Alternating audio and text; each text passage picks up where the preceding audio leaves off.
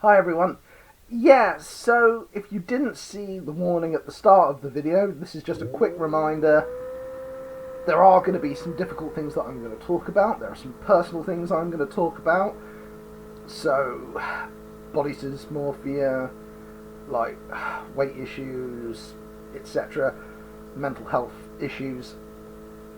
All of that is going to come up. And it's going to be in relation to a fictional character, whilst at the same time talking about something that's very real. Now, body dysmorphia is a real thing. Like, not only am I sort of saying this to kind of make clear that, you know, this is something that people have had to deal with, this is something serious, this is something that I hope people realise when I read the comic that this is not being treated as a joke. This is at least I hope it doesn't come off that way. And like, if you know characters are saying cruel things, it's because they are cruel characters. It is not that we condone that. It's like, I mean, we'll get into sort of more specific detail on this, but I think the thing is with the Sal character, Wondervixen, is like what she is dealing with is a condition where, you know, you see an image of yourself, but it's not the sort of the image that everyone else sees. So on the surface she seems very strong, very confident, but it's not just that she sees this image of herself. And I see some people sort of criticise the character in that this idea that this, you know, that it's just that she has this issue. There's also another side to it. It's also tied in with guilt. It's also tied in with how she sees herself, how she sees herself with other people. There's jealousy, there's resentment, there's, you know, sort of the way, I mean, a really good example, I think, that kind of illustrates, and in a slightly different way, but I think works really well. So, in the Disney film Encanto, there's the song Surface Pressure.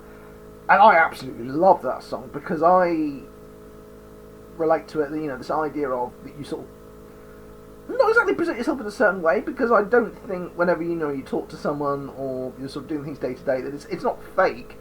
There are things that aren't easy to talk about that you wouldn't normally talk about.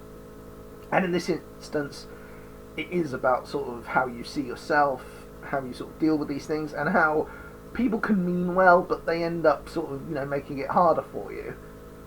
So, years and years ago, I forget the exact year, so please don't ask, I lived with a friend, and there was a period where I didn't really have any money because the business I worked for went into administration, and I didn't have a job, and so acquiring money was difficult, and there were periods where I basically starved myself. But it wasn't just that I starved myself, like I had next to no food, it was also that I was weirdly obsessive. I would like run back and forth from Cringleford to Norwich. I would like say do these like karate classes 3 times a week and just like obsessively exercise. And I know it's weird for me, like I don't look it before anyone says that. And it was difficult. And like I say, on the surface, people say, "Oh, you look really good," and "Oh, you look really good back then." But it was like, it was hard. And this idea that you sort of lose all this weight and then that's what makes you happy. Well, okay, maybe got a couple more dates, maybe got a little bit more attention, but to be honest, you never stop being yourself.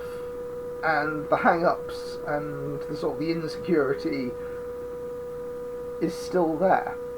And I see this, and you might kind of ask, well, why is it that you gave this to a female character as opposed to like the male character in your story? And the honest answer is I don't know. The honest answer is, for some reason it seemed to fit this character. Like the way like her story developed, the way she felt like this person who had expectations. Because the weird thing is, like, Sal's parental expectations don't reflect like my parents. I think, you know, they were very supportive, so it's not that. So I don't want to go overboard on sort of characters sort of reflecting, but there is that element of where you know, you feel like you're trying your best at things and you never quite feel good enough, and I think it is reflected in that. And again, people can kind of say, well, why don't you try X, Y, and Z? But like, it's difficult, you know.